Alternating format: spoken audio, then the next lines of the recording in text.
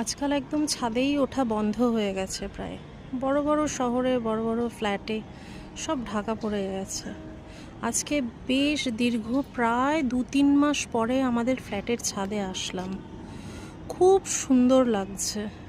আর যেহেতু আমাদের বাড়ির থেকে এয়ারপোর্টটা একদম কাছে, ওই জন্য এখান থেকে প্লেন দেখতে পাওয়া যায় মাঝে মাঝে। মাঝে মাঝে কেন, সবসময়ই বলতে গেলে উঠছে নামছে। তো এখন যখন ক্যাপচার করছি আমি এটা, এখন আর দুর্ভাগ্যবশত একটাও প্লেন নেই, কিছু পাখি খালি উড়ছে। তো সেইটুকুই ধরে রাখলাম। তোমরাও আমার সঙ্গে একটু সাক্ষী থাকো।